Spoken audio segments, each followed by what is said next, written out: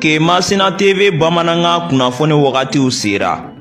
Kemasina TV Bamananga kunnafoni o bɛna lase aw ma an balimakɛ Abilaye Kulibali fɛ Radio Oxygène na. Kemasina TV ka aw kunnafoni bɔlɔlɔ sira kan k'aw to fɔ aw sigiyɔrɔ la. Ola an bɛ foli di an ka partenaires ma n'o ye MKCG Mamadou Karabenta Tora Mmadou commerçant général Kemasina fɔ min ye malosi ɲuman ka taa se binfaganaw tumufagalaw sɛnɛkɛ mansiw malo wɔrɔ mansiw jisama mansiw nin bɛɛ lajɛlen min sɔrɔ fɔ ka taa se an ka katakataniw ma sojɔlaw ɲinɛma kɔ aw kɔ siman ka taa se sojɔnɛgɛw ma so baarakɛminɛ bɛɛ lajɛlen min sɔrɔ fɔ ka taa se angɛrɛ ma angɛrɛ mun ne cɛ ka fili ti a ban nin bɛɛ lajɛlen min sɔrɔ MKCG feno o de kan ka bɛn bi kunnafoniw la sirima be bi ye nɛnɛ ye dɔ fana daminɛ dɔ bɔra do bi nɛnɛ bɛnnen bɛ nazarasan kalo 7 juillet kalo bi y'o tile fɔlɔ ye ka bɛn 2024 san ma farafinkalo bɛ n'o ye saliba kalo ye bi y'o tile 24 ye jate la san kalo 12 do hijira san 1445 san dugawu de bi kɛ ala ka ɲɛ ka d'an ma bakuruba fɔla bi kunnafoniw filɛ kawlanan ka fɔ an ka jamana kɔnɔ na ka daminɛ 2025 la ka taa 2027 na nafolo minnu bɛ n'i y'a sɔrɔ n'o kan ka baara o kɔnɔ na kɛ kɔn o ɲɛ o kɛra faraɲɔgɔnba dɔ ye kɛrɛnkɛrɛnnen na CNT ale kɔnɔ na kunnafoni ye ɲɛfɔli k'o la jɛnɛ marabolo kɔnɔ na a yirala k'a fɔ jumadon ko wulikajɔ kɛbaaw n'o ye marifatigiw ye kɛrɛnkɛrɛnnenya kungo kɔnɔmaw k'olu ye wulikajɔ ta ka taa i ka dɔn k'a fɔ dugu dɔ kɔnɔ na ye ka taa gɛlɛyaba ta ni ka ɲɛsin maaw ma k'o kɔfɛ ko maa 23 k'olu bɛɛ lajɛlen kɔni kasaralu nin na kunnafoni ye ɲɛfɔli k'o la kɔrɔnfɛla fɛ cɛba min n'i y'a sɔrɔ ale tun bɛ wele ko Alasani jamana kɔrɔnfɛ fɛ n'ale tun ye sariyatigɛ yɛrɛ tuma min na n'i y'a sɔrɔ walejugu kɛbaaw bɛnna an ka jamana kan diɲɛ kiribonba a b'olu ka bolo kan dɔgɔ fana tɛmɛna olu kɔni a ka ciri dɔw baaraw sigira sen kan ko san caman kaso k'o dira ma kunnafoni ye ɲɛfɔli k'o la hejidenw o fanba hali bi olu b'a la ka na heji kɛra cogo jumɛn de la ninnu de bɛna ka kunnafoni kumaba ye bi ka fara kunnafoni wɛrɛ bɛna fara Alasan Bɔlɔngara den ka Fabila Kulibali ala ka ɲɛ ka d'an ma kunnafoni an b'a daminɛ k'a ladon k'a fɔ Tɔnbɔkutu marabolo kɔnɔ na kabini 2012 san kɔnɔ na walejugu kɛbaaw nan'u cun jamana kan ka gɛlɛya dɔw ta ka ɲɛsin an ka maaw ma Tɔnbɔkutu an ka yɔrɔba minnu tun bɛ yen yɔrɔ salenw ka se k'olu dɔw kari k'a yira k'a fɔ ko maɲuman kaburu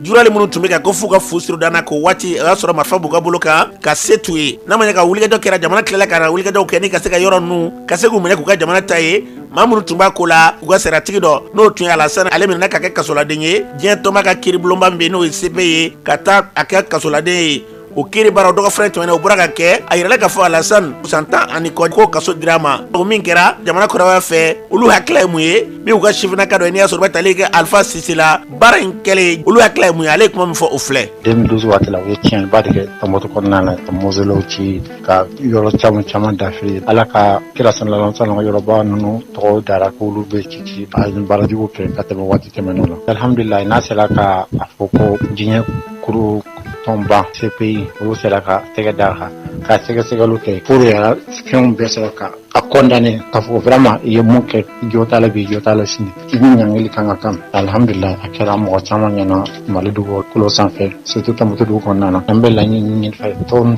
fɛn bɛɛ kɔfɛ minnu fɛn yira nin ko in na olu ko bɛɛ sɛgɛsɛgɛ tɛgɛ daw bɛ kan u k'u jɔ ko fɛn na ɲɛkɔrɔ ɲangiliw kan ka bin kan a kan ka bin kan o cogo la. Ni tun ye Alpha Sise ka ɲɛ ka bɔ Tɔnbɔkutukaw fɛ yen an bɛ dugawu kɛ fɛn da ka di Mali la yarabi Ala k'o sabati n'an bɔra ye jɛnɛ marabolo kɔnɔna na a yirala k'a fɔ ko Sumakaw fɛ yen min ye jumadon ye ko walejugu kɛbaaw dɔw ka fɔ la ko moto 100 ani mobili 2 bonyango k'u tɛmɛna duguw caman na ka ɲɛsin sungama o kɔni kɛra so ye ka taa marifaciw kɛ ko ka baganw bɛɛ lajɛlen cɛ ka taa k'o kɔfɛ ko wulikajɔ kɔni kɛra ko maa 23 bonyango k'olu bɛɛ lajɛlen kɔni ni tora jadisiw talen kɔfɛ min ye seera dɔ ye a siran fɛ baara in kɛra cogo min na e yɛrɛ tɔgɔ ni jamu. Ne tɔgɔ ye Idrissa Jakite gɛlɛya y'an sɔrɔ gɛlɛya dan jumadon wula fɛ jadisiw de nana sunga bɛ jɛnɛ de fɛ u ka commune ye mun ye badenya nɛmaya ka fɔ ka na sunga bagan bɛɛ cɛ fila baganw bamanan baganw boso baganw taara n'a bɛɛ o baganw cɛlen kɔ u taalen dozow ye ɲɔgɔn wele ka fara ɲɔgɔn kan wula fɛ ka bɔ ka kɛ kungo bitiw nɔfɛ moto nɔfɛ yɔrɔ dɔ bɛ an ka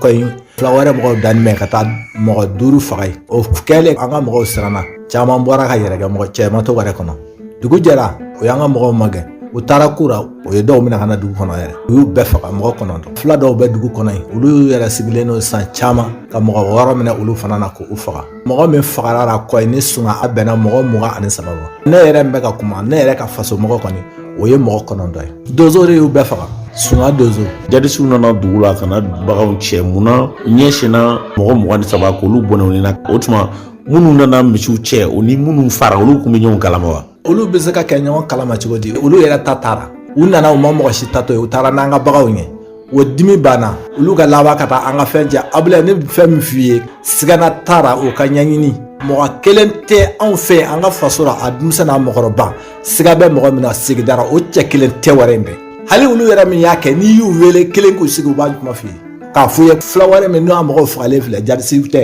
ne yɛrɛ ni donso dɔ kumana a ko sababu foyi tɛ yen o y'an ka baganw cɛ anw yɛrɛ bɔra dɔrɔn an bɛ taa ka baganw minɛ an t'aw ɲɔgɔn ye n'o tɛ fagali kun foyi taara lamɔ yɛrɛ ani dugu bɛ bɔ kelen de la n'a taara ye k'o bɛ ka an ka mɔgɔw faga ni faga cogo in na a ka bɔ hakili ma u ye cɛ o cɛ kɔni sɔrɔ cɛ kelen tɛ u ma min faga fɔ ni min tilara hali sisan mɔgɔ kelen maralen don o b'an bolo dɔgɔtɔrɔ ala y'a kɛ o tilara de n'o tɛ o kun b'u bɛɛ faga ɲɔgɔn fɛ mɛ sunga donso de y'a kɛ dɛ an bɛ ɲɔgɔn dɔn sunga donso kuntigi de tɔgɔ ye ko Kozumane anw tɛna mɔgɔ si wele ka tɛmɛ ale kan ale de ye baara in kɛ dalilu b'aw bolo k'a fɔ ko maa si ma kɛ ni sunga donsow tɛ wa an bɛ fɛn bɛɛ kalama ko an ka kɔrɔkɛba min minɛ na n'o y'an ka wɛrɛ dugutigi u y'a minɛ ka na don sunga du kɔnɔ ka sɔrɔ k'a faga o bɔlen kɔ dalilu min b'an bolo fila minnu kun bɛ dugu yɛrɛ kɔnɔ n'olu sigilen san caman u ye olu minɛ k'u bɛɛ faga dalilu bɛ tɛmɛ o kan a tɛ k'a fɔ ko an ye jamana mɔgɔ gɛrɛ walama an sigida mɔgɔ gɛrɛ an bɛɛ bɛ ɲɔgɔn dɔn de koyi perewu caman de b'an bolo a la n bɛ se ka fɛn fɔ jamana autorité ye nin tɛ jamana bɔ nɔgɔ la dɛ k'a fɔ autorité ye dɔrɔn nin bɛ jamana in tiɲɛ mɔgɔ dɔ tɛ se ka bɔ ka taa mɔgɔ dɔ faga k'i bɛ sigi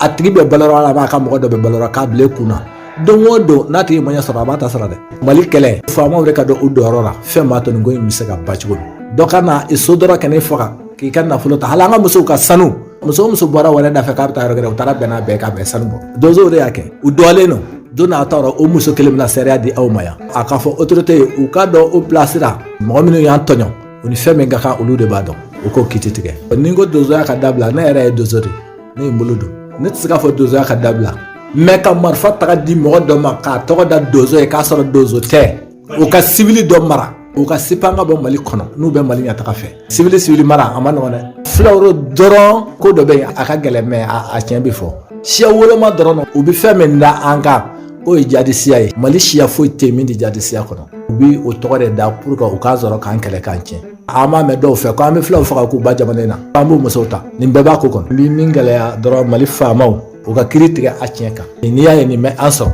an jigi bɛ mali faama de kan n'u tɛ nin tɛ an sɔrɔ u t'a ni cɛya cɛ u t'a ni dɔɔni cɛ u t'a ni nafolo fana cɛ u bɛ se ka fɛn o fɛn san an bɛ se k'a san u bɛ se ka kɛlɛ o kɛlɛ k'an bɛ se k'a kɛ mɛ n'i y'a ye dɔ bɛ ka na bɛn i marifantan ka kɛ i kɛlɛ o tigi taara mɔgɔ ma sa i b'a dɔn k'e jigi bɛ autorité de kan hali bi anw bɛ wele da mali faamaw ye an ka mɔgɔw fagara u k'o kiiri tigɛ ni tun ye Dirisa Jakite ka bɔ Sunga san jɛkulu min n'i y'a sɔrɔ i taara ko ye o ɲɛma don san marabolo kɔnɔna na donsolaka ninnu an kɔni y'u ɲini an ma se k'u sɔrɔ u yɛrɛ ka jaabi la nka ni ala sɔrɔ minnu ka jaabiw sɔrɔla kunnafoni nataw la o perenatigɛ na di aw ma jamana yarabiya la ala k'a basigi kolosuma ala k'a sabati n'an bɔra ye CNT kɔnɔna na wulikajɔ dɔ n'i y'a sɔrɔ o bɔra ka kɛ ye ka taa ye CNT ɲɛkɔrɔ jamana baarakɛ nafolo min bɛ n'i y'a sɔrɔ kan ka baara 2000 ani 25 ka se 2000 ani 27 ma kɛ kɔn baaraw yɛrɛ ɲɛ wulikajɔ min kan ka kɛ ka ɲɛsin o ma o kɛra fara ɲɔgɔn ye sababu ye a sen fɛ minisiri bɛ dɔ ka baara ɲɛsinnen bɛ kɛrɛnkɛrɛnnen an ka jamana sɔrɔ ko ma ale tun bɛ kɛnɛ kan min ka fɔ kulu in ɲɛma Amadu Tijani Hayidara baara in kɛra cogo min ale b'a ɲɛfɔ an ka lamɛn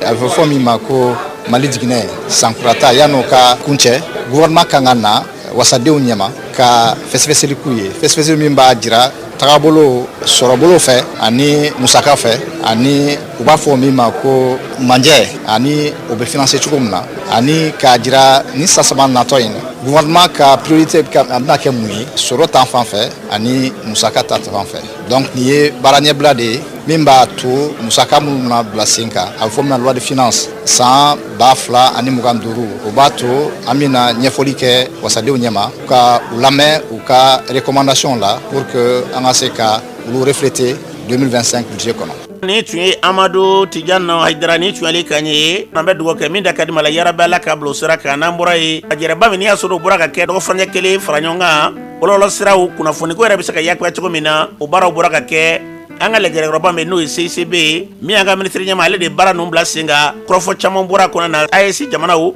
olu ka kunnafonikow u b'u n'u tɛgɛ di ɲɔgɔn ma cogo jumɛn na jamana ninnu ka se ka ɲɛtaa la sabati sango bɔlɔlɔ sira yɛrɛ sanfɛla la wulikajɔbaw kɛra o kɔnɔna na ko nin waleya in sen fɛ an ka jamana minisiri bɛ ka baara ɲɛsin bɛ kunnafoni ko ma ale y'i to kɛnɛ kan ka wele bila ka yɛrɛ k'a fɔ numérique wulikajɔ baaraw olu bɛna sabati wa don nataw kɔnɔna na bɛɛ lajɛlen ka kɛ o baara kɛba ye jamana bɛna bila machine de bɛ maa ka bugunatigɛ fɛn bɛɛ lajɛlen baara kɛ k'a sɔrɔ i ma wari di maa ma jamanatigi y'o min fɔ k'o baara bɛna sigi sen kan ministre Alhamdu Aga Eliane kunnafoniko ministre ale ye kuma min fɔ a sen fɛ o filɛ ko AES jamana an k'an bolo di ɲɔgɔn ma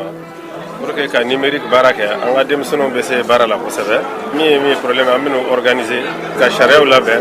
minnu b'u permettre u ka se ka baara in kɛ a ka jamana nafa parce que numérique ka avantage ye min ye mɔgɔ tɛ se k'i suɲɛ numérique la n'i bɛ se i bɛ se i ni machine de bɛ ɲɔgɔn na i fini don i jɛlen don ou bien i ye faama ou bien fantan o t'a la n'i bɛ se min na min b'i kun na o de bɛ bɔ machine la n b'a fɔ denmisɛnninw u ka baara kɛ vraiment n b'a fɔ maliyɛnw ye u ka don numérique la président de la transition y'a fɔ cogo min na an ka administration bɛna digitaliser a tɛ se ka kɛ ni mɔgɔw ma don numérique la k'a dɔn a ye min ye ani nafa min b'a la n bɛ bɛɛ wele bɛɛ k'i kɛ numérique kan pour que u ka baara kɛ pour que an ka se ka jamana bɔ nɔgɔ la. ne tun ye ministre kan ye Alhamdu Aga Eliane kunnafoniko ministre ye kɛnɛ in kuncɛla ye kuma min fɔ ye nin an bɛ dugawu kɛ yarabi ala dabɔ ɲɛta min ɲɛ kama ka ɲɛsin an ka jamana ma ala k'o sabati n'an bɔra ye ndɔn kɛlɛli cakɛda n'olu ka kulu fara ɲɔgɔn la n'a bɛ wele ko CNLCP o jɛkulu olu ye fara ɲɔgɔn ba dɔ kɛ ka se k'u ka lajɛrew k'o sigi sen kan san kɔnɔna na an bɛ sɔmɛ donda la ndɔn bɛ kɛlɛ cogo di kunbɛli jumɛn de kan ka kɛ a n'a fɛɛrɛw hali lakanabaliya bɛ yen o n'a tabali u kan ka mun de sigi sen kan a kulu ɲɛma Sori Sise u ye fara ɲɔgɔn kɛ dɔgɔ fara in kɔnɔna na o fara ɲɔgɔn sɛbɛn ale ye kuma min fɔ o filɛ. session in kɔlɔlɔ boli min kan mun kɛra ka tɛmɛ san tɛmɛlen in na o bɛ ɲɛfɔ mun bɛna kɛ san nata in fana na o bɛ ɲɛfɔ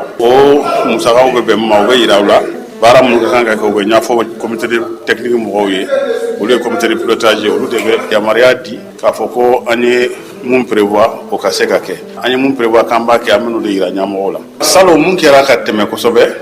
aw yɛrɛ b'a dɔn an ka jamana in ma nɔgɔn sisan ka d'a kan anw ka baara ye ntɔnfaga ye an bɛ taa terrain kan ka yaala ka tɔw lajɛ u bɛ yɔrɔ minnu na ka kɔn k'u kɛlɛ san'u bɛ se forow kɔnɔ o yaala in kɔnɔna la ɲina insécurité bonyana an fɛ yan kosɛbɛ nka o b'a bali an sera ka dɔ kɛ Gao mara la Moritani fana tɔnko wulila yen ala ni FAO ka dɛmɛ u k'an ka équipe dɔw bila ka taa an ye équipe 3 bila ka taa u bɛ n'u ka chauffeur donc mɔgɔ 7 ɲɔgɔnna taara ani drone bolila u taara Moritani comme tɔn kun bɛ yen yalasa a kana se ka don Mali la baara fanba kɛra Moritani frontière la yen fanfɛla la o Gao région kɔnɔna la an ye baara caman kɛ yen pour que ka essayer ka tɔn kɛlɛ yalasa a kana jigin a ka to o yɔrɔ in na a kana jigin ka na forow la anw ka baara ye tɔnbilennin bɛ bɔ yɔrɔ min na kosɛbɛ n'o ye nord fanfɛla ye Kidali région b'o la Gao région fan dɔ b'o la ani Menaka fanfɛla ani Tɔnbɔkutu yɔrɔ dɔw b'o la Moritani frontière dagolo in fana na tɔn bɛ bɔ yɔrɔ min na an ka baara ye samiya mana se ka ban ka se ka essayer k'o kɔlɔsi ka kɔn k'u kɛlɛ ala kana bugu ka caya ko f'u ka bɔ o yɔrɔ ninnu na ka na jigin forow ka dugu ma an b'o de labɛn na an ka kan ka mun kɛ ɲina an bɛna o de ɲɛfɔ an b'a kɛ cogoya mun na ni musaka minnu ye an bɛna o de ɲɛfɔ an bɛ k'a kɛ ni gɛlɛya mun b'an kan a kɛli fana na bien vrai que jamana bɛ gɛlɛya la lakana ko fanfɛla la nka o bɛɛ lajɛlen na an bɛ ka baara kɛ an bɛ k'a kɛ ni fɛɛrɛ mun ye an bɛna o de fɔ. ni tun ye Sori Sise ni tun y'ale kan ye ndɔn ka fu siri a dan na a kana se ka gɛlɛya se maaw ma n'o y'a kunbɛn an bɛ dugawu kɛ ala k'a ko ni k'a bila nɔgɔya minɛ kɔnɔ n'an bɔra ye faraɲɔgɔnba dɔ kɛra an ka jamana kɔnɔ min ye tile 2 faraɲɔgɔn ye fɛɛrɛ jumɛn de bɛ n'i y'a sɔrɔ u kan ka tigɛ jɛkuluba bɛ n'i y'a sɔrɔ u ka baara ɲɛsinnen bɛ sanfɛji minnu bɛ jigin ka se k'olu matarafa u kana se ka tiɲɛni kɛ ka se k'u kɛ ka maaw nafa o jɛkulu kelen dugumaji fana k'u ka baara bɛ ka ɲɛsin olu ma k'u ka gafe ba ye o kɛra faraɲɔgɔn ye sababu ye o sen fɛ min ka dɔn k'a fɔ a ko ɲɛmaa ye o bɛ tali kɛ Boubacar Modibo Sidibe ale ye kuma min fɔ kɛnɛ kan o filɛ. O laɲini kun ye min ye fɔlɔ komi an mɛnna a bɛ wagati jan bɔ an ka gafe ni fɛn fɛn bɛ a bɛɛ bɛ sanfɛjiw de kan sanfɛji minnu bɛ mɔgɔw b'o de dɔn dugumaji ji caman bɛ yen nɔ mais mɔgɔ caman t'a kalama ko ji b'an bolo duguma an bɛ ka lajɛ cogo min na an ka sanfɛji gafe minnu sɛbɛn b'an bolo an bɛna fɛɛrɛ kɛ ka dugumajiw fana ka gafe dɔ k'o la pour que ko gafe bɛ kɛ kelen ye pour que mɔgɔw k'a dɔn k'a fɔ ko ji dan tɛ sanfɛji ye sanfɛji bɛ yen dugumaji bɛ yen o ji fila an bɛ ka fɛɛrɛ de ɲini an bɛ se k'o ji fila fara ɲɔgɔn kan cogo min na pour que ka lajɛ an bɛ se k'a sɛgɛsɛgɛ ka texte ni document officiel k'a la comme document officiel minnu bɛ yen nɔ olu bɛɛ bɛ sanfɛji de kan bon dugumaji kan document officiel tɛ yen nɔ bon baara in kɔfɛ min dalen bɛ fɔlɔ i n'a fɔ an ka bi activité o ye communication ye parce que n'i bɛ baara fɛn fɛn la n'i m'a ɲɛfɔ mɔgɔw ɲɛna mɔgɔw k'a dɔn a tɛ faamuya donc bi baara kun ye min ye communication donc tagalen ɲɛfɛ n'an ye gafe ni fɛn minnu kɛ an bɛ accent kɛ communication kan kosɛbɛ bon pour que se mɔgɔ ka dɔn k'a fɔ potentiel min b'an bolo ji la min ye sanfɛjini duguma ji ye potentiel min b'an bolo o la o bɛ gérer cogo min na k'a pɔtɔpɔtɔ cogo min na pour que an ka se k'an ka mago ɲa la an denw n'a mɔdenw fana bɛ yen nɔ olu ka se k'u mago ɲa la a b'anw ɲa parce que o ji minnu bɛ yen nɔ anw dama tɛ ani jamana wɛrɛw de kelen k'o jiw tila ni ɲɔgɔn cɛ o jamana wɛrɛ mɔgɔw fana bɛ yen nɔ olu fana kelen ka sigida sigi bi donc an ka sigida bɛɛ Mali kɔnɔ parce que jamana 11 de don o jamana 11 bɛɛ bɛ ka nin baara kelen kɛ i n'a fɔ an ye baara min kɛ donc o jamana 11 sisan dɔrɔn an n'u bɛɛ lajɛ ka sigi ka fɔ kɛ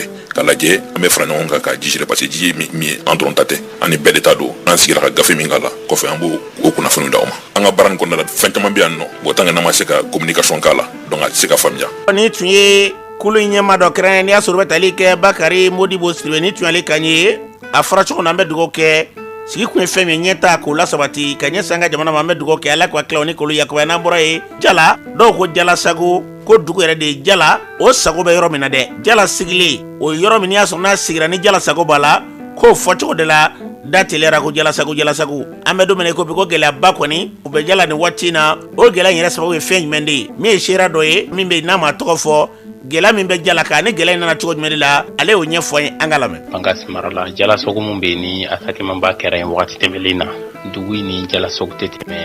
5 km kan n'i y'a mɛn ko Jala Sago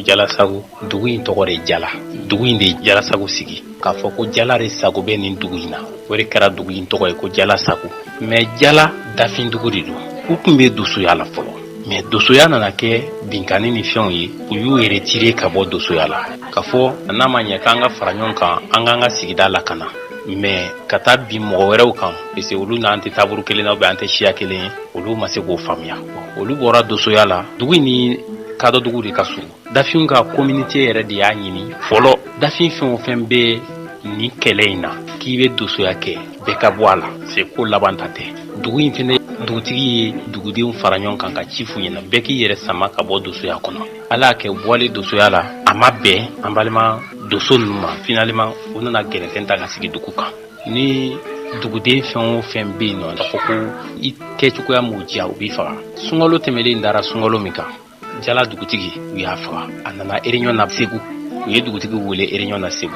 a nana ye a segimatɔ la u y'a faga Bangasi dugu kɔnɔ ko parce que k'a nana réunion min na k'a fɔra k'a ni jadisiw de taara réunion na parce que k'u bɔnna dosoya ma ko n'i y'a ye u tɛ dosoya kɔnɔ na ko c'est que ko o ni filaw de don anw y'a jate minɛ k'a fɔ fila bɛɛ tɛ jadisi kelen anw tɛ jadisi ye anw mago tɛ jadisiya la nin kalo in yɛrɛ le 9 n'o bɛnna Jala sugu ma dosow taara don Jala sugu kɔnɔ yan'u ka don sugu kɔnɔ u ye mugu ci sugu donda la jama girinna jama girinnen u donna sugu kɔnɔ u ye dɔw ka butikiw dakari u ka wariw ta u ye dɔw ka motow ta u ye moto dɔw yɛrɛ ta sugu kɔnɔna na lavage dɔ bɛ yen u ye moto dɔw ta u la dɔw ka motow jɔlen b'u ka du kɔnɔna na u taara dɔw ka moto ta u ka du kɔnɔ moto min taara bɛnna moto 12 ma fulakɛ dɔ nana saga feere la sugu kɔnɔ u ye mugu ci o la k'o faga a n'a den o yɛrɛ de taara kɛ problème ye sisan mugu cilen o la o somɔgɔw de y'a fulaw minnu bɛ kungo kɔnɔ olu y'a ɲini k'a fɔ ko Jalakaw de ye doso wele ka na bila olu ka mɔgɔw la sugu kɔnɔ k'u faga ni a ma ɲɛ ni Jalakaw y'o kɛ olu fana tɛ Jala dugu to yen Jalakaw k'olu yɛrɛ bɛ k'u yɛrɛ ɲini olu ka dugutigi fagara dosow fɛ nin cogo la a ma foyi kɛ ko fese mun na a fɔra k'olu ka bɔ dosoya la u tɛ dosoya kɛ u ka dugutigi fagara nin cogo la a don tile ma doso ɲɛmɔgɔ min tun bɛ ko ɲɛma a tɔgɔ de ko Mani ale de tun bɛ ko ɲɛma don min na n'u taara Jala sugu kɔnɔ ka taa bi mɔgɔw kan a tila ka video kɛ n'o motow ye ka yira k'a fɔ k'u ye jadisiw faga ko k'olu ka motow ta mɔgɔ bɛ se ka jadisi faga ka moto 12 bɛɛ sɔrɔ hali marifa kelen t'o sɔrɔ o bɛ se ka kɛ cogo di yala jadisiw ɲini yɔrɔ ye sugu kɔnɔna ye wa o t'u yɔrɔ dɔn kungo kɔnɔ wa bon sisan u taara ka taa baga fila minnu ma k'olu faga olu somɔgɔw fana wulila k'o jɔ ko ko ninnu ka mɔgɔw de ye doso wele ka na bulu ka mɔgɔw la jɔn bɛ nin ko ɲɛdɔn sisan est-ce que ni fulaw ma faamuya sa olu fana tɛna bi dugu in kan tuguni yan olu t'a dɔn u bɛna min kɛ u bɛ min ɲini Jala dugu ka denw yɛrɛ de ka kuma de don ka fɔ u bɛ mun ɲini jamana sariya ka ta u tɛ fɛ ka dosow y'u ka yɔrɔ la u bɛ fɛ ka maa min ye o dan ka kɛ Mali faamaw ye ni tun ye seera dɔ kan ye ka bɔ Jala Sago a fɔra cogo min na an bɛ dugawu kɛ an ka jamana yarabi Ala k'a basigi n'an bɔra ye an ka sifinnaka dɔ ale ye ka dɔgɔ fara ɲɔgɔnba dɔ kɛ maa minnu bɛ n'olu ye tungarankew ye u bɛ se k'u ka nafolo ka se ka sabati cogo min na k'u to yan nɔ ka se ka tungarankew ka nafoloko yɛrɛ k'a sigi sen kan u bɛ se ka kɛ cogo min na k'u ka nafolo kɔrɔbɛ k'a ci kana Mali la yan u tɛmɛ olu ka sira fɛ ka se ka fɛɛrɛ kɛ u ka nafolo bɛ se ka kɛ sababu ye cogo min na ne ka se ka sigida yɛrɛ k'a bɔ nɔgɔ la u ye faraɲɔgɔnba dɔ kɛ n'o bɔra ka kɛ hôtel Azalaï o kɛra ale kɔnɔna na Sibirido o sen fɛ min kɛra k'a fɔ a ko ɲɛma ye ale yɛrɛ kuma min fɔ ko in senfɛ o filɛ. Ne tɔgɔ Sheikh Sal, ne ye programme tunkaranke ɲɛmɔgɔ ye. Programme tunkaranke hakilina mun tara walasa an bɛ se cogoya min na ka nɔgɔya lase an ka bɔduguw la. Bɔdugu mun na ni tagamadenw ka ca yen kosɛbɛ. Nɔgɔya in dabɔ kun ye min ye pour que u ka se ka bolominɛ yɔrɔ sɔrɔ u yɛrɛ, u b'a créer u yɛrɛ ka sɔrɔ mɔgɔ si ma wari bɔ yɔrɔ wɛrɛ ka na d'u ma. O de hukumu kɔnɔna la an ye mɔgɔ dɔw ta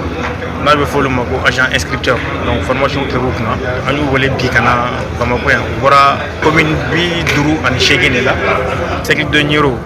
du Sahel, cercle de Djema, cercle de Kolokani, cercle de Yelemani, et cercle de Bafulabi. U bɔr'o de la ka na yan bi pour que feu vert ka d'u ma. Ministre des Maliens de l'extérieur fɛ n'o y'a den fa ye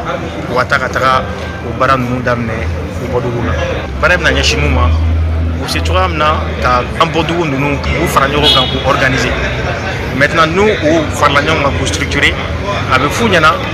maintenant sisan banquiw b'a fɛ ka na aw dɛmɛ mais a ka dugu kɔnɔ sisan a bɛ hakilina jagabɔ kɛ a ka dugu mɔgɔ minnu bɛ n'o bɛ fɛɛrɛ kɛ aw ka dugu n'o ye commerçant ye olu mɔgɔw bɛ se mun ni mun ma u b'o olu information fara ɲɔgɔn kan k'o don plateforme dɔ kɔnɔ k'o lase banquiw ma donc banquiw bɛ fɛɛrɛ kɛ maintenant sisan an ka banque partenaire ninnu n'o ye BMS, BESIC ani Coris Banque olu bɛ fɛɛrɛ kɛ sisan donc ka se ka o produit ninnu lase u ma o bɔdugu la nɔgɔya la ka sɔrɔ a ma kɛ ni degun. O produit fɛn fɛn n'o bɛ s'u ma u ka dugu kɔnɔ o produit a bɛ kɛ sababu ye comité mun bilala sen kan o comité bɛ tɔnɔ dɔ sɔrɔ donc o comité bɛ tɔnɔ mun sɔrɔ o tɔnɔ bɛ tila sigiyɔrɔma damadɔ la. Sigiyɔrɔma fɔlɔ o dɔ bɛ taa di u ka dugu dɔgɔtɔrɔso ma, sigiyɔrɔma filanan o dɔ bɛ taa di u ka dugu ekɔliso ma, sigiyɔrɔma sabanan o bɛ bila compte kɔnɔ compte min n'a bɛ fɔ o ma ko épargne ka wari mara ka se fo kalo 6 san 1 ma. Donc n'o dafara u bɛ sigi k'a lajɛ an ye wari mara ka se nin kalo hakɛ ma an b'a fɛ ka wari ta ka kɛ ka nin projet in kɛ a bɛ kɛ sɛnɛkɛyɔrɔ bɛ labɛn a la a bɛ kɛ jibon dɔ retenue dɔ bɛ labɛn a la a bɛ kɛ sira dɔ bɛ labɛn a la. Donc a dabɔ kun ye min ye économie min bɛ munumunu u yɛrɛ ka dugu kɔnɔ u yɛrɛ ka se ka o économie structurée ka ɲɛ ka se ka nafa sɔrɔ a la a wari ka se ka don da fɛ mun bɛ u ka dugu ɲɛtaga sankɔrɔta kosɛbɛ. Baara ye mun de kan. Ni tun ye faraɲɔgɔn kulen ye a bilali sen kan o ɲɛma Sheikh Sal ni tun y'ale kan ye mun ye groupe Tanja o ɲɛma tun bɛ kɛnɛ kan ale yɛrɛ kuma min fɔ kunnafonilaw ɲɛkɔrɔ a ko senfɛ o filɛ. Ne tɔgɔ Boubacar Tanja, ne ye groupe Tanja ɲɛmɔgɔ ye mais je suis aussi vice-président à la chambre de commerce et d'industrie du Mali. Bɛɛ lajɛlen bɛ mun kan o ye programme tunkaranke ye o ye plateforme dɔ de bila sen kan mun bɛ se ka an ka diaspora aw yɛrɛ b'a dɔn k'a fɔ u bɛ dɛmɛ min kɛ an ka économie na a man nɔgɔ. Ministre bɔra k'a fɔ sisan a bɛ 700 milliards bɔ plus qu'à l'aide au développement. Donc o tɛ fɛn fitinin ye n'an kan k'o négliger. Tunkaranke initiateur n'o ye monsieur Sheikh Sal ye hakilina min sɔrɔ ne hakilina nin hakilina ɲumanba de non seulement a bɛ diaspora mɔgɔw u bɛ wari min bila ka injecter an ka économie na a bɛ balimaw n'u ka denbayaw balo dans les villages a bɛ emploi fana créer ceux qui restent dans les villages a bɛ baara di olu fana ma u ka se ka association créer mɔgɔ caman bɛ mun na a b'a jira minnu bɛ fana bɛ fɛ ka taa kɔfɛ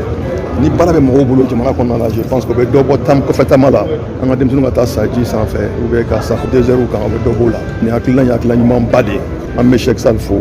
a ka partenaires fo n'o ye banque ye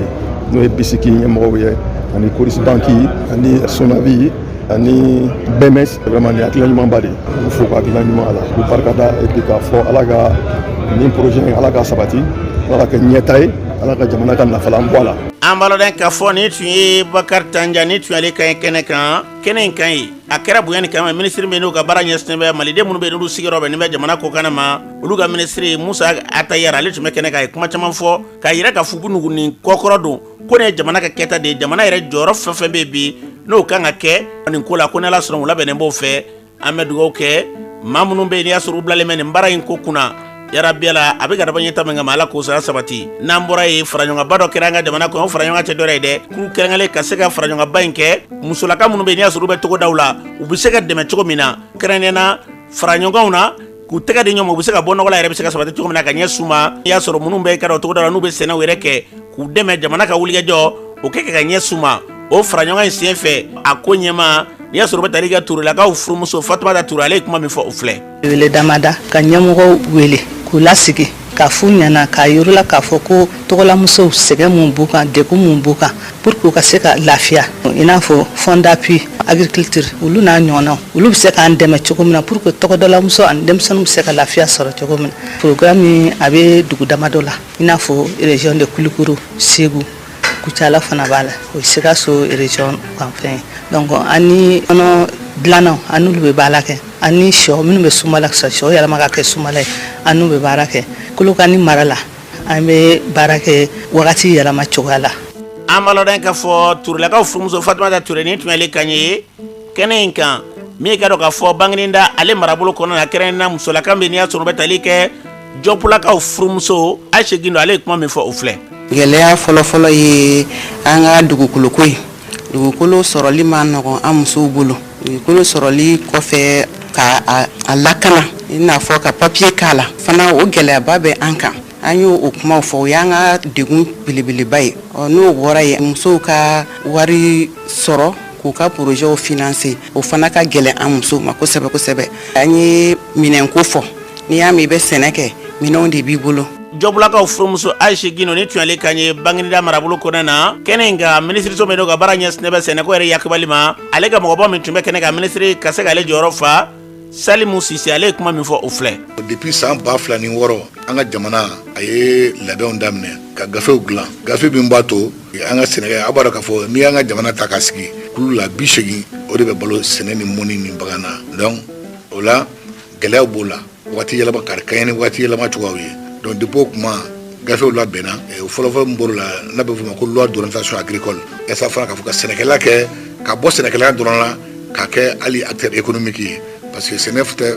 ko gansan ye o kɔfɛ gafe min fana dar'o kan tuguni n'a bɛ fɔ ko politique foncière agricole o politique foncière agricole laɲini dɔ b'o kɔnɔ o laɲiniw fana ka ca nka a bɛɛ bɛ se walasa ka sɛnɛkɛlaw ni sɛnɛ yɛrɛ yakubaya Fonds national d'appui à l'agriculture o fana sigina sen kan san 2009 na. Ni tun ye Salimu Sise ni tun y'ale kan ye minisiriso tɔgɔ la a fɔra cogo min na an bɛ dugawu kɛ yarabi la togodala musow u bɛ se ka lafiya cogo min na sɛnɛ yɛrɛ n'o y'a kun ye yarabi ala ka sabati n'an bɔra ye an bɛ samiyɛ donda la samiyɛ n'o bɛ daminɛ kuran bɛ to ka tigɛ mun de la a bɛ to ka tigɛ ka to ka na ni kuran ye sango n'i y'a walima ni kabako bɛ sen na jɛkuluba min n'olu ka baara ɲɛsin bɛ kuranko yɛrɛ yakubali ma association ɲɛma n'i y'a sɔrɔ tali kɛ Garaba Jalo ale b'o ɲɛfɔ an ye an ka lamɛn. N'i y'a jateminɛ nin waati in na kuran tigɛ san kɔrɔ ou san fiɲɛba waati kuran bɛ tigɛli min kɛ a b'anw yɛrɛ de kisi parce que les moyens tension ninnu u ka surun yiri la ou bien u bɛ yirima yɔrɔw la donc ni san fiɲɛ bɛ wuli ou bien ni san bɛ na i b'a ye fiɲɛ b'a essayer k'a bɛ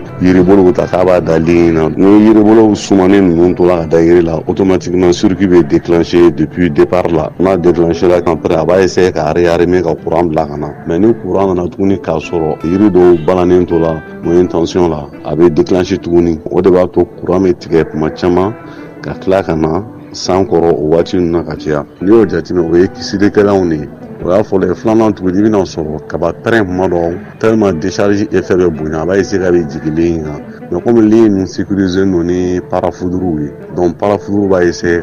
k'a dayɛlɛ donc n'a dayɛlɛ i b'a ye courant bɛ tigɛ ka waati dɔɔni kɛ n'a sumana tuguni a bɛ tuguni ka armer a yɛrɛ ma donc a bɛ se ka kɛ fila ye soit depuis départ la a bɛ tigɛ manuellement ou bien automatiquement a mana ka fila fɛn o fɛn a bɛ kɛ ka mɔgɔw de kisi o la nin waati ninnu na parafoudre ni paratonnerrew bɛ exiger mɔgɔw kan kosɛbɛ ani mise à la terre nin ye waati ye bɛɛ k'i ka mise à la terre vérifier k'a dɔn n'i ka terre ni fiabilité b'a la i ka parafoudre fana n'a ka ɲi ou bien i ka paratonnerre n'a fana ka ɲi pour que kisi bɛ se ka kɛ cogoya min na quoi a mana ka fan fila fɛn o fɛn a bɛɛ lajɛlen ka mɔgɔw kisi ye quoi n'o tɛmɛna ka bɔ yen a bɛ ɲini an fɛ ni san bɛ na an ka essayer ka téléviseurs faga dɔɔni ka équipement dɔw débrancher pour que au moins an ka se ka kisi a effet ma dɔɔni ne nana téléphone fana ka ta k'a lajɛ parce que téléphone ye réseau ma fɛn ye ale ye tuma dɔw i bɛna sɔrɔ a bɛ écran nin b'a essayer ka interférence kɛ ni kaba yigeriw ye o de bɛ na ni ale ye tiɲɛni ye ka caya quoi o waati ninnu a bɛ ɲini an fɛ an ka se ka o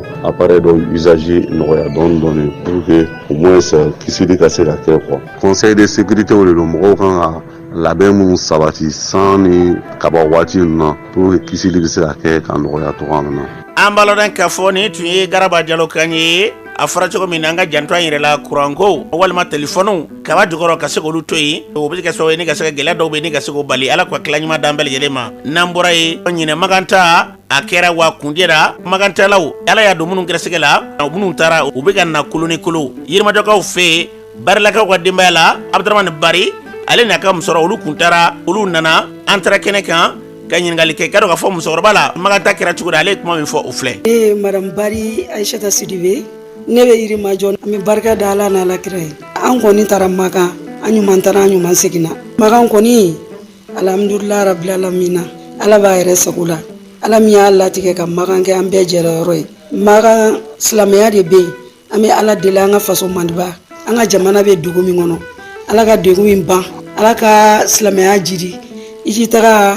se de don i t'i taga kɛnɛya de don n'ala y'i wele bɛ taa an kɔni ɲuman taara an ɲuman nana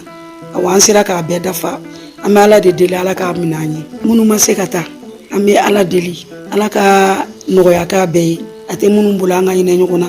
a bɛ minnu bolo u k'u bolo wala k'a di fantanw ma ne taara hiji la n ka sotigi sababu n denkɛ sababu parce que n'i y'a mɛn i b'a fɔ i denw i ka sotigi de ɲana fɔlɔ ne bɛ barika da n ka sotigi a bɛ tiɲɛ so ala ka lahara sɔn suma ye ne taara n denkɛ de sababu la ne bɛ ala deli ala ka den bɛɛ n'i ye sɔrɔ kɛ ala k'u bɛɛ kɛ karinci ye ka dugawu ɲini bangebagaw fɛ ne denkɛ abdurahamani bari ka ne lata hiji la ala ka barika don a ye bɔ nafolo min na ala k'a ɲɔgɔnnaw caya denmisɛnninw a ye hinɛ aw fanaw baw la a nana bali ne la ne yɛrɛ ma da la denkɛ in nana ten k'a fɔ ɲɛna n ka labɛn ko ɲinan bɛ taa n ko nkalon a ye nouvelle fɔ n ye min kɛ n y'ala fo ka barika da ala k'a ɲɔgɔnnaw caya a ye ji wari da mobili kan k'a di yan a mobili jɔlen to yen denmisɛnninw a y'aw bangebagaw lajɛ n'a ye wari sɔrɔ a y'a d'u ma u k'a dun a b'aw sankɔrɔ ta ni a t'aw lajigin ala ka a ɲɔgɔn kɛ bɛɛ ye ne bɛ min fɔ denmisɛnninw ye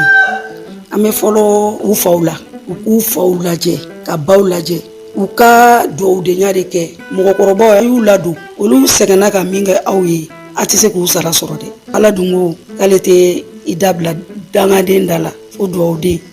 an bɛ ala deli ala k'an denw bɛɛ kɛ barikatigi u bɛɛ kɛ dugawuden ye barilakaw furumuso n'i y'a sɔrɔ bɛ tali kɛ ayisata siribe ni tunyali kan ye ko den min bɛ n'i y'a sɔrɔ o wulikajɔ kɛra ka se ka balale la an bɛ dugawu kɛ ala kɛ den ɲuman d'a ma yarabi anw denmisɛnw an ka kɛ bangebaa ladonbaw ye i bangebaa a sara i ti foyi d'a ma diɲɛ kɔnɔ min b'a sara ala ta kɔfɛ a y'i ka fitinin ale de kun bɛ se k'i bali i ka ɲɛnama yɛrɛ la ka fɛn bɛɛ kɛ ka tila ka n'a ye bi an dɔw fadenw kɛ mɛ an mansaw ye anw dɔw bɛ bi i b'a sɔrɔ an b'an mansaw bolo o de kɛlen bɛ sɔrɔ fu bɛ nimisa mun y'an sɔrɔ ala k'an kisi a ma n'a yɛrɛ den o den na n'i hakili la k'a ka di i la bi kana sigi a la so kan boli don a tɛ taa yɔrɔ si i boli dɔrɔn i bɛ taa jɔ yɔrɔnin kelen ten o tuma ka hakili to mansaw la a fɔra cogo min na n'a ɲɔgɔnna caman yarabi ni se b'an ye hali ni se t'an ye i seko k'i masa ye a b'a dɔn tiɲɛ na ne ka karisa nin kɔni tɛ se ta ye nka a bɛɛ k'a dɔn k'a bɔra yɔrɔ min na ala k'o hakili d'an bɛɛ lajɛlen ma min kɛra k'a fɔ denkɛ in yɛrɛ ye an ye ɲininkali k'ale yɛrɛ la magan ta a kɛra cogo da a yɛrɛ kuma min fɔ an k'a lamɛn. ne tɔgɔ ye abdurahamani bari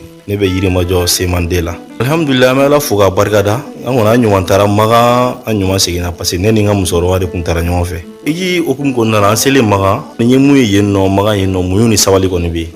parce que hali n'a bɛ taama la n'aw cira ɲɔgɔn kun aw bɛɛ bɛ yafa deli ɲɔgɔn fɛ muɲu ni sabali kɔni bɛ yen mina bɛ cogoya min na an bɛ se ka misaliya ta o kan mina aw bɛɛ bɛ da yɔrɔ min kɔnɔ la tɛmɛ 40 cm kan aw tutulen ɲɔgɔn na ka taa e sen o bɛ maga dɔ kunkolo la dɔ fana sen o bɛ maga dɔ kunkolo la aw bɛɛ tilalen ɲɔgɔn n'a bɛ taa ɲɛgɛn na aw panpan ɲɔgɔn kunna ka taa di n'aw sera ɲɛgɛn fɛnɛ la tuguni o fɛnɛ o aran kelen a bɛɛ ye muɲu ani sabali ye ɲumanya côté fɛ fɛnɛ a camanba de bɛ maga yen nɔ mɔgɔw bɛ na mobili jɔ u bɛ ji di mɔgɔw ma fu u bɛ dumuni di mɔgɔw ma fu a ye min kɔni jigin ne kɔni kun na i kɛra cogo o cogo n'i kɛra ɲumankɛla ye cogo o cogo dɔ fana bɛ min b'i sanfɛ ɲumankɛ la a ye caman fara ne ka limanaya kan tuguni a mɛnna ne tun bɛ k'a laɲini ni n ka musokɔrɔba taara ye wari min bɔr'o la o tɛ jate o parce que juru don ni ala ye se k'i ye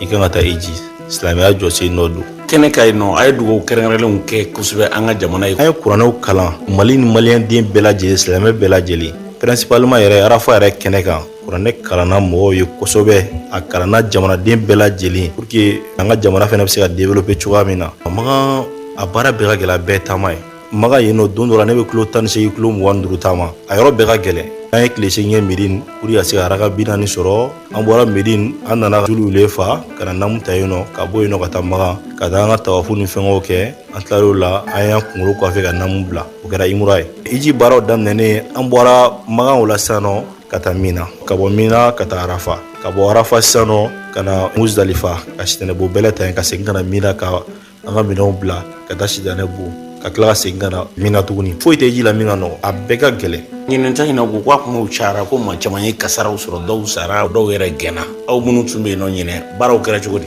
baaraw kɛra cogoya min na an ka daminɛ gɛn ta porte la fɔlɔ maa minnu gɛnna olu yɛrɛ ka laɲini don parce que i ka avion billet i k'o bɔ aller retour i ka hôtel ta e ka taa fo visa ka doni o ye mɔgɔw ka jamana ka k'i bɛ taa Iji surtout e taara Ala ɲini na e yɛrɛ yɛrɛ lasegin olu minnu gɛnna o y'olu yɛrɛ ka laɲini ye wa mɔgɔ dɔw fɛnɛ sara u y'a kow forcer de misali la sisan i ka mobili jɔlen n'i y'a ta sisan ka voie sira minɛ ka sɔrɔ i ma taa visite technique ninnu ni a pinɛ n'a fɛn ninnu bɛɛ contrôler tulu ninnu o b'i bila sira fɛ cogoya min na Iji baara in bɛ ten tɔ de n'i sɛgɛnna au lieu k'i jɔ k'i reposer dɔw y'a forcer mɔgɔ caman sara o position na mɔgɔ caman fɛnɛ sara cogoya min fɛnɛ la depuis tile bɔ waati arafa kɛnɛ yɛrɛ kan ka t'u da kɛnɛ kan a caman ye mɔgɔ bilenninw de ye quoi u taar'u da depuis 7h waati tile la ka na se fo 14h 15h ma tile fɛnɛ de y'u mɔgɔ caman sɛgɛn o la kosɛbɛ o de fɛnɛ kɛra mɔgɔ caman fɛnɛ ka saya fɛnɛ sababu ye ne kɔni bɛ min kɔni fɔ mɔgɔ kɔni ɲɛna nin yɔrɔ in kɔni na i tɛ fɛn min dɔn kan'a fɔ k'i b'o kɛ i bɛ ɲininkali kɛ toujours quoi kana forcer quoi ne bɛ kuma laban min fɔ bɛɛ ɲɛna ni se bɛ mɔgɔ minnu ye kana to i ka kɔrɔ ka sɔrɔ i ma taa yɔrɔ la n'i bɛ n'i ka maakɔrɔba bila ka taa kana to a ka kɔrɔ ka se fo niveau dɔ la k'a bila ka taa Iji kɔni baara ne bɛ min fɔ mɔgɔw ɲɛna a ka di denmisɛnninya de la ni tun ye Abdramane Bari ni tun ale kan ye an bɛ dugawu kɛ Ala ka nɔgɔya an bɛɛ lajɛlen sifinya kɔnɔ yarabi Ala n'i bɛ ka maakɔrɔba bila fana Ala ka musakaw nɔgɔya k'a sɔrɔ a ma kɔrɔ kojugu n'o tɛ k'a tali dɔw bɛ yen e b'a dabɔ bara ɲini kama a bɛ tila ka taa kɛ gɛlɛya ye ka ɲɛsin maakɔrɔ in ma Ala ka hakili ɲuman d'a ma ka musakaw bala ye nɔgɔya u taara u ye dugawu fɛn fɛn kɛ a bɛɛ lajɛlen kɛra an ka Mali ye Ala ka dugawu ninnu minɛ n'an bɔra ye diɲɛ bɛ taa sɔgɔmada dɔ n'i m'a to yen u don dɔ wulada tɛ k'i ɲɛna walima don dɔ su fɛ an ka maaba dɔ n'i y'a sɔrɔ an ka jamana kɔnɔ n'a ye maabayaw kɛ jamana kɔnɔ na ka jɔyɔrɔbaw sabati ka tɛmɛ n'o ye Kadari Ba ye Masina n'a fɔra Masina marabolo kɔnɔ na maa lakodɔnnen b'an ka jamana kɔnɔ na a ye ka dɔn k'a fɔ min ye ka dɔn fɔ mara ɲɛmaayaw k'olu k'an ka jamana kɔnɔ na Masaramani ka wele sira ale ma a janajaw bɛɛ lajɛlen olu kɛra ka dɔn k'a fɔ kunungo Kitibugu la Mali maaba camanba tun bɛ kɛnɛ kan minisiri ɲɛmaakɔrɔw ka taa se furancɛla fanga a ma ɲɛmaaw caman tun bɛ kɛnɛ kan o senfɛ min ye ka dɔn k'a fɔ Kadari yɛrɛ a jɛɲɔgɔn dɔ n'i y'a sɔrɔ o ye a denmisɛnnin tɛri dɔ ye n'i y'a sɔrɔ o ye général ye an ye ɲininkali k'ale la a ye kuma min fɔ kɛnɛ kan seereya la o filɛ ne tɔgɔ ye Mamadu Lamini Balo ne ye général de division de n ye poste laban minnu kɛ o kɛra défense an ka lakana ministère n kɛra o secrétaire général ye n tilara ka taa Algérie ka taa kɛ attaché de défense ye ne ye Kadɛri terikɛ de su ni tile an bɛ ɲɔgɔn kalama dɔgɔkun tɛ se ka da dɔgɔkun kan ko an tɛ yala ka taa bɔ ɲɔgɔn na n ye baara kɛ administration kɔnɔ administration militaire nka an ye ɲɔgɔn dɔn activité ba de kɔnɔ Kadɛri a bɛ baarabaw la waati min na ne fana tun bɛ baarabaw la o waatiw mɔgɔ min don a kɛra poste baw ɲɛmɔgɔw ye a ye Kidali kɛ ka kɛ yen préfet ye a ye secrétaire général kɛ conseil économique social et culturel la a tilara ka kɛ consul ye Sudan o Sudan taga yɛrɛ ni ne ka denkɛ fana ka tagali bɛnna Sudan ka taa kalan kɛ yen na an kɛra ɲɔgɔn ma jigin an ni kasi ka surun mais limaniya b'a to an b'an yɛrɛ minɛ sabu siw birindira denw sɔrɔla mɔdenw sɔrɔla anw de kan ka kɛ olu ɲɛji cɛba ye n'o tɛ bi na n bɛ se k'a fɔ ne ladiba ani n ka gindofɔba ani min bɛ n bɔ hakilina juguw kan o de kɔ donna tan a bɛ i n'a fɔ n bilala n kelen na k'an kɛ i n'a fɔ falatokuraw n'o tɛ baw taara faw taara nka nin tɛrɛsɛbɛ mana taga a b'i hakili jigin olu la an bɛ ten bi sɔgɔmada in na Balo kɛnɛ in kan i tanuna kosɛbɛ k'i n'a ka jɛɲɔgɔnyaw k'o fɔ kosɛbɛ k'o bɔ yɔrɔ dɔn i bila hukumu jumɛn kɔnɔ u y'a kɛ ka da sababu dɔw kan sabu u ye ni Kadɛri ye ɲɔgɔn fɛ a duman n'a gɔman u y'an ye ɲɔgɔn fɛ an fana bɛɛ y'an segiw kɛ jɛɲɔgɔnya in na o hɔrɔnya juru bɛɛ y'i jija a la Ala de y'a latigɛ bi o juru o kun kelen ka bila nka o ye Ala ka latigɛ ye n'a kɔni jɛra hɔrɔnya kɔni na bɛɛ b'i jija i ta kun na a kɛra ten ne bɛ min fɔ a kɔ ye adamaden wari tɛ adamaden nafolo in tɛ adamaden kɛ i yɛrɛ ye kana ɲinɛ i buruju kɔ ka o fɔ a kɔ ye quoi danbe min ni cɛkɔrɔba ye a yira anw na a ka d'anw ye ko danbe sira taama n t'a fɛ k'a mɛn tulo la k'a fɔ ko jɛngɛnnaw bolo k'a sɔrɔ anw bɛ yen ne bɛ yen Aruna Sise bɛ yen Misi Tunkara bɛ yen nɔ ladiba tɛ se ka dɛsɛ u la cogo si la n b'a ɲini u fɛ u ka ɲɔgɔn minɛ cɛman ani musoman u bɛɛ ka kafo n'u kafora hɛrɛ bɛ sɔrɔ dɛ mais n'u tila-tilala Ala k'an kisi o ma a tɛ kɛ hɛrɛ ye mɔgɔ si ma n'Ala sɔnna a ma anw kɔni bɛ yan nɔ an bɛ k'u ma jigi ye bi ani sini waati waati an sigilen don Ala ye sini min kalifa an na ani dɔnniya min kalifa an na diɲɛlatigɛ kɔnɔna na an b'a ladilikan las'u ma waati bɛɛ. ni tun ye général Balo ni tun ye ale kan ye Kadari ka janaja kunungo nɛgɛ kanɲɛ 10 waati la Kitibugu a kɛra ka dɔn k'a fɔ jama bɔra fan bɛɛ lajɛlen dɔ fɛ ka dugawu dɔ ta ka ɲɛsin ma dama dogo a kɛwalew la min ye Masina député kɔrɔ ye Boubacar Ba ne bɛ lajɛ kama Fukari ale kɔrɔ don n'a dɔgɔ bɛɛ lajɛlen jɛra kunungo ka foli ta ni ka ɲɛsin Kadari ma ye baara min kɛ an bɛ dugawu kɛ yarabi Ala ka lahara sɔnsuma ye Ala ka ŋɛnɛya bala ɲɛ ni k'an ta don kɔnɔ n'an bɔra an bɛ taa jamana kɔ kan na Mohamed Surakɛ mun b'e bolo karamɔgɔ Abdulaye Kulubali y'a fɔ cogo min na an bɛ taa an ka jamana kɔ kan an bɛ hakɛto ɲini kɛ lamɛnbaaw fɛ mura kɔni o b'an kan na bi sɔgɔmada la an ka jamana kɔ kunnafoni bɛ taa n'an ye Nizɛriyakaw fɛ yen sibiri don juin kalo tile 29 san 2024 wulikajɔ kɛbaaw n'o ye binkani wale kɛ kɛbaw ye y'a sigiyɔrɔma camanw kɛ Nigeria ale kɔnɔna la. Nigeria marabolo n'a wuli ko Borno an bɛ min wele ko attaque kamikaze ka mugujigi ko o siri yɛrɛ la walima ka a bila mobili kɔnɔ ka se ka boli ka donna yɔrɔ fɛ ko o sigiyɔrɔma 3 sɛgɛsɛgɛli y'a yira k'a fɔ ko musolakaw de ye nin kɛra ka mugujugu siri yɛrɛ la ka se ka taa a ci yɔrɔ fɛ a kɔni kɛra sababu ye ka se ka maa 18 bɔɲɔgɔn ka olu bɛɛ lajɛlen kasiraw ne la Nigeriakaw fɛ yen o la wulikajɔw bɛ senna sa walasa lakana u bɛ se ka bama cogo min na hali bi Nigeria mobili ba dɔ n'o ye camion ye ko ka ale kɔni to boli la sa a kɔni sira kɔni o bila o waati min na mobili ba in kɔni sira bila sa ko a bɛnna ni maaw ye sa maaw bɛ ka bɔ juma yɛrɛ la ko a kɔni kɛra sababu ye sa ka maa 14 bɔɲɔgɔn ka olu bɛɛ lajɛlen kasiraw ne la a yɔrɔ la o tuma ko wulikajɔw bɛ senna ka se ka sɛgɛsɛgɛliw kɛ yalima mobili a kuma ye damatɛmɛ boli de la wa walima fɛɛrɛw de bɛ se ka minɛ wa ko o baaraw kɔni olu bɛ senna o tuma an bɛ dugawu sa Ala ka hinɛ u bɛɛ lajɛlen la n'an bɔra an bɛ taa Maroc jamana ale bɛ sanga bɔda la bi kabini sibirido a yirala k'a fɔ min ye Maroc princesse n'ale tɔgɔ ko Lala Latifa ko Ala ka wele sera ale ma sibirido ka si to san 75 la min ye nin ma kɔfɛlen sa ko min ye Maroc masa n'o ye Mohamed VI ko ale bamuso de do o tuma an bɛ dugawu sa Ala ka hinɛ alisilamɛforow bɛɛ lajɛlen la karamɔgɔ Abdulaye Kulubali kunnafoni jamana kɔ la kumaba su ye nin ye an cɛ Mamadu Samake kunnafoni ɲɛna an ka jamana ka se diɲɛ jamana bɛɛ lajɛlen ma Ala ka basigi barabara ni k'o sabati